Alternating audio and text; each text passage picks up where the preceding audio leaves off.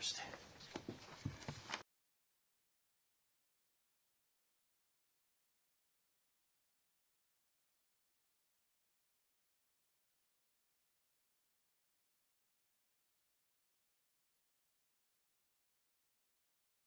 Out and take that other door, because we didn't, we weren't part of that procession. Well, I was in the procession that marched in. Okay. It was hard word that they had us. I saw people coming out, but I didn't.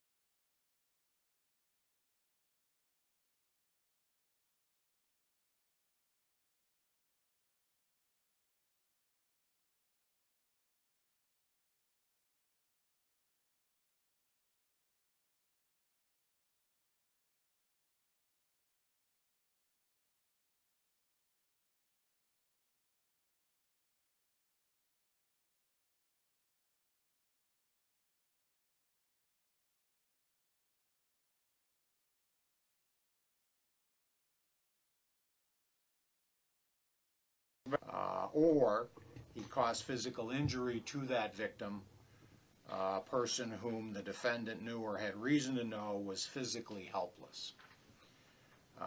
CSC in the first degree is punishable by up to life in prison. It's a Tier 3 offense under the Sex Offender Registration Act. The second individual is Cameron Scott Zaylor, Z-A-Y-L-O-R, of Davison. Birth date 4/26 of 97. He is a former Genesee County Sheriff's Department Corrections officer.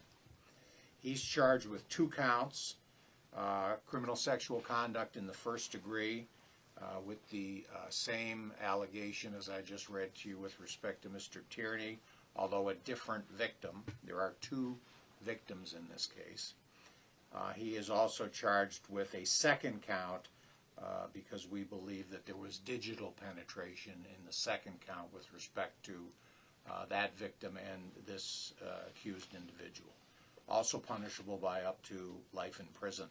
The incident occurred in the city of Linden. The 2 victims went over to a house in Linden. One of the victims knew Mr. Tierney from a gym in Lapeer. He invited her over to the house and said, "I have a friend with me, why don't you bring a friend?" So victim 1 brought a friend. They went over to the house where the incident occurred. They were originally told to park at the Losey Senior Center in Linden because the Mr. Tierney, who lives in Linden, had a small driveway and there wasn't enough room in the driveway, so they went to the house. They went to Losey Center, were picked up, and then driven to the house. And from this point, I'll let Chief Sutter fill you in with a few more details. So I thank you, Prosecutor Leyton.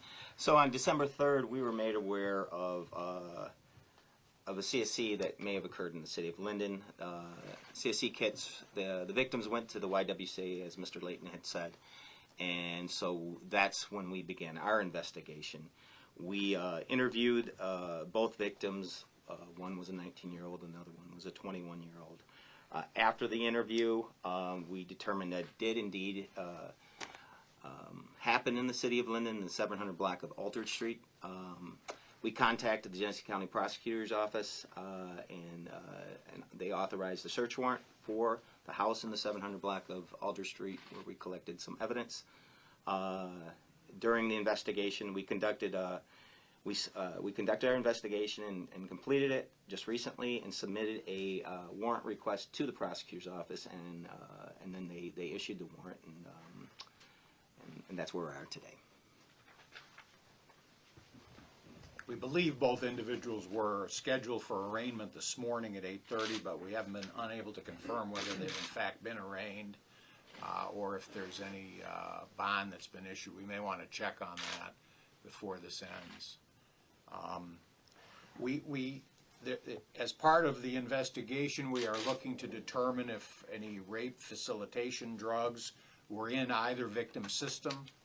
There are still items at the lab, and we don't have that information yet, but I want to make this very clear that even if those tests come back negative, this is a situation where two young ladies went over to a house willingly and may have engaged in some kind of intake of alcohol, and perhaps there was a lot of intake of alcohol.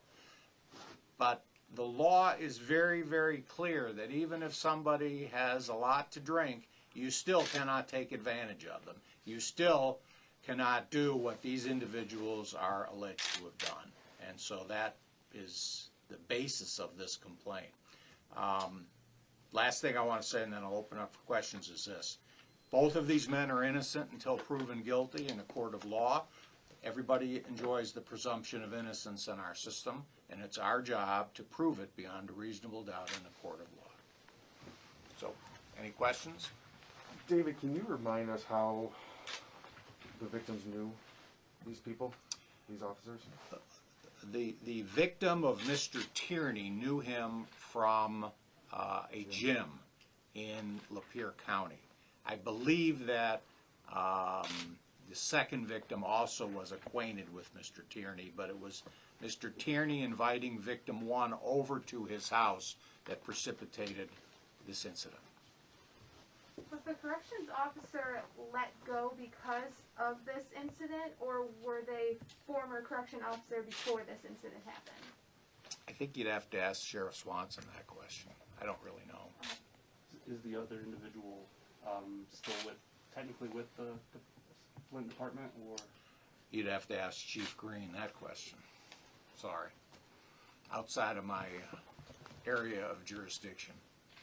And just for Chief Sutter, Sheriff Swanson let his guy go apparently one day after you say the incident happened.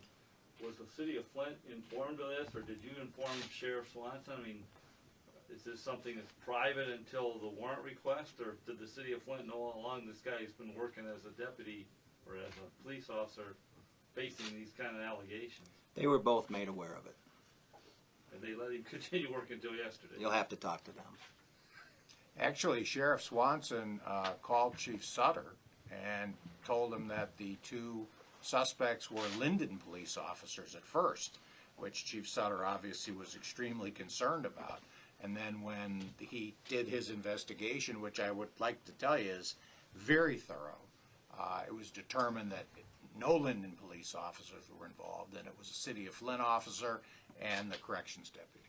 I guess a question for each of you. First for the chief, if one of your officers was arrested in another area and you were told that these allegations were made, would he have a job in the morning? Well, the circumstances of this is that they weren't under arrest at this point, okay? Every situation with departmental discipline and whatnot is different. So I really can't answer that. You know, we would take it by case by case. Prosecutor Leyton, if a chief from the county asked you, what should I do, what would your recommendation have been? Well, an issue you have to be